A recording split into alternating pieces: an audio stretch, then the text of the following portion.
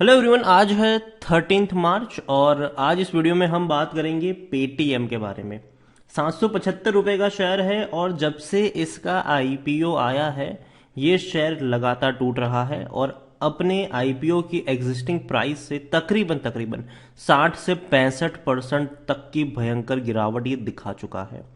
और इसके आईपीओ की इस तरीके की गिरावट के बाद कई ज़्यादा सवाल भी उठ रहे हैं वैल्यूएशन को लेकर और स्टार्टअप्स की वैल्यूएशन को लेकर कि उनके क्या मायने होने चाहिए। और सेबी भी अब इन सारी चीज़ों के ऊपर नज़र रखना शुरू कर रही है और जो वैल्यूएशन है मतलब अगले आने वाले दिनों में जो भी कंपनियां मार्केट में लिस्ट होगी उनके वैल्यूएशन के ऊपर भी खास ध्यान दिया जाएगा कि भैया महंगा है कि नहीं, सस्ता है कि नहीं।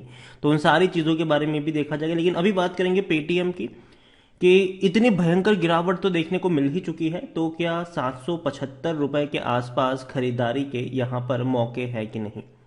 तो वीडियो को शुरू करो उससे पहले अगर आपने अभी तक चैनल को सब्सक्राइब नहीं किया है तो प्लीज़ अभी इसे सब्सक्राइब कर लीजिए, क्योंकि आगे भी बहुत सारे वीडियोस हैं जो आपको काफ़ी ज़्यादा हेल्प करेंगे। तो पेटीएम का शेयर 775 का है और पिछले एक महीने में ही अगर हम देखें तो पिछले एक महीने में 14 से 15% की भयंकर गिरावट है और ये लगातार टूट रहा है। अगर आप देखो तो 900 रुपए से टूट कर ये आया है, 735 रुपए तक चला गया था, लेकिन बाउंस बैक जरूर हुआ है। लेकिन इस बाउंस बैक पर भरोसा कर सकते हैं कि नहीं, वो एक सवाल जरूर है, क्योंकि ऐसे बाउंस बैक पहले भी देखने को मिले हैं। अगर मैं बात करूं पिछले एक साल की, तो हालांकि एक साल का डेटा अवेलेबल नहीं है क्योंकि इसका आईपीओ आए हुए इतना टाइम नहीं हुआ है। लेकिन अगर आप देखो तो शेयर लगातार टूट रहा है, लगातार ये नीचे की तरफ जा रहा है और आईपीओ प्राइस से तो ये भयंकर टूट चुका है।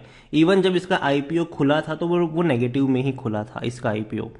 तो लगातार अगर हम देखें तो सिर्फ और सिर्फ ये टूट रहा है, बिखर रहा है ये शेयर। अगर बीच में थोड़ी बहुत तेजी भी बनी थी तो ये उससे ज्यादा की तरफ नीचे की तरफ ये टूट चुका है।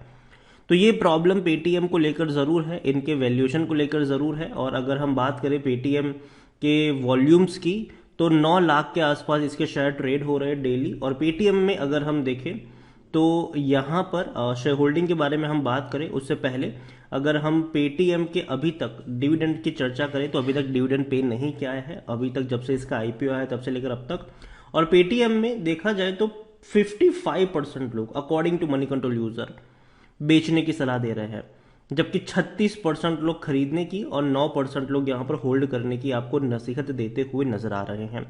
पेटीएम की एक और चीज है कि पेटीएम में अगर हम देखें तो देखने को मिल रहा है कि खरीदने का सही मौका है अकॉर्डिंग टू टिकट है, लेकिन मैं कहूंगा कि इंतजार करो। इतनी बड़ी गिरावट के बावजूद, ठीक है, अगर आप देखो तो 2000 रुपए के ऊपर था इसका आईपीओ का प्राइस, ठीक है, इतनी बड़ी गिरावट के बावजूद भी अभी भी ये महंगा है। इसका जो पी रेशियो है वो 29 से 30 का है और सेक्टर पी 18 के आसपास है, तो अभी भी ये महंगा है। 63% एनालिस्ट यहां पर खरीदारी करने की सलाह आपको देते हुए नजर आ रहे हैं। देखो पेटीएम मुझे लगता है कि कंपनी में अभी भी काफी सारी दिक्कतें जरूर है और हाल फिलहाल में एक बड़ी खबर आई है आरबीआई को लेकर। आरबीआई ने बैन किया है पेटीएम पेमेंट्स बैंक को from taking on new customers. मतलब आरबीआई ने पेटीएम को कहा है कि आपका जो पेटीएम पेमेंट बैंक है उसमें आप नए कस्टमर को अब नहीं जोड़ पाएंगे। लेकिन लेकिन साथ साथ उन्होंने ये भी कहा है, आरबीआई के इस ऑर्डर के बाद पेटीएम ने कहा है कि देखो इसका जो एग्जिस्टिंग कस्टमर है उनके ऊपर कोई इम्पैक्ट नहीं पड़ेगा। मतलब सिंपल है कि आरबीआई ने बोला कि देखो अब आप नए कस्टमर्स को पेटीएम पेमेंट बैंक में ऐड नहीं कर सकते हैं, लेकिन जो एग्जिस्टिंग कस्टमर्स हैं वो रहेंगे, उसको कोई दिक्कत नहीं होगी, उनमें कोई प्रॉब्लम नहीं होगी। ये बाद में पेटीएम ने बताया है कि आप देख सकते हो कि a day after Reserve Bank of India ask Vijay Shekhar Sharma led Paytm payment bank not to onboard new customer until comprehensive audit of its information technology system is done. A company said all its existing customer can seamlessly use all its banking services. तो देखो यहां पर यह है कि जब तक audit complete नहीं हो जाता, ठीक है, तब तक आरबीआई ने बैन लगाया है कि पेटीएम जो है वो अपने नए मतलब कोई भी नया कस्टमर एक्वायर नहीं कर सकती है। लेकिन जो एग्जिस्टिंग कस्टमर्स है ऑलरेडी कस्टमर्स जो यूज कर रहे हैं पेटीएम पेमेंट बैंकिंग सर्विसेज, वो उनको कोई दिक्कत नहीं है, वो उस सर्विसेज को पहले की तरह ही इस्तेमाल कर पाएंगे। तो ये कह सकते हैं कि डेफिनेटली एक अच्छी खबर तो नहीं ही है पेटीएम के लिए, और लेकिन देखते हैं कि क्या होता है आने वाले दिनों में पेटीएम को लेकर। अगर हम इसके शेयर होल्डिंग की बात करने जाए तो यहाँ पर प्रमोटर के तौर पर कोई देखने को नहीं मिल रहा है, लेकिन लेकिन लेकिन अदर पार्टीज 86.09% की एक बहुत बड़ी होल्डिंग अदर पार्टीज के पास है। रिटेल इन्वेस्टर के पास 3.49% की होल्डिंग है। 9.36% की होल्डिंग है एफआईएल्स के पास। 1.06% है म्यूचुअल फंड के पास। डोमेस्टिक वालों के पास कुछ भी नहीं है। एफआईएल्स के पास बड़ा हिस्सा जरूर है, लेकिन म्यूचुअल फंड और डोमेस्टिक वालों के पास कुछ भी नहीं है। और ये जो एफआईएल्स है, ठीक है, एफआईएल्स आपको ज़्यादा इसलिए यहाँ पर देखने को मिल रहे हैं क्योंकि बहुत सारे एफआईएल्स ऐसे थे जो अर्ली इन्वेस्टर्स थे, जो ऑलरेडी इन्होंने पेटीएम के आईपीओ से पहले यहाँ पर निवेश करके रखा हुआ था। और इसमें से कई सारे आपको अदर पार्टीज में भी देखने को मिल जाएंगे। तो अदर पार्टीज में कई सारे लोग हैं, जिसमें कंपनी के सीईओ विजय शेखर शर्मा के साथ साथ और भी जो इन्वेस्टर्स होते हैं वो यहाँ पर आपको देखने को मिल जाएंगे। तो देखते हैं कि क्या होता है आने वाले दिनों में। लेकिन अभी के लिए पेटीएम की जो सबसे बड़ी दिक्कत मुझे जो नजर आ रही है वो ये है कि कंपनी की अभी कोई एक स्पेशलिटी नहीं है कि जिसमें पेटीएम लीड कर रहा हो। पेटीएम बहुत सारी चीज़ों को कर रहा है और बहुत सारी चीज़ों में उसकी जो कॉस्ट है वो बढ़ भी रही है। अगर आप खुद सोचो कि अगर आप 10 से 12 सर्विसेज प्रोवाइड करवा रहे हो, 50-60 सर्विसेज प्रोवाइड करवा रहे हो, तो उसके लिए आपको उतना मैन पावर लगता है, उसके लिए आपको उतना खर्चा भी करना पड़ता है। तो पेटीएम का यही दिक्कत है कि बहुत सारी चीज़ें पेटीएम कर रही है और इसीलिए किसी एक में उनकी स्पेशलिटी नहीं है। और ये बात हर कोई आपको बता भी रहा होगा। लेकिन मुझे लगता है कि पेटीएम में जो खरीदारी के मौके बनेंगे एक बार के लिए, वो 700 रुपये के नीचे अगर शेयर जाता है तो शायद एक बार के इसे यहाँ पर सोचा जा सकता है। लेकिन अगेन कहूँ, उन्हीं लोगों के लिए जो रिस्क लेना जानते हैं। अगर आपको सेफ इन्वेस्टमेंट करना है तो इससे दूर ही रहिए, ठीक है।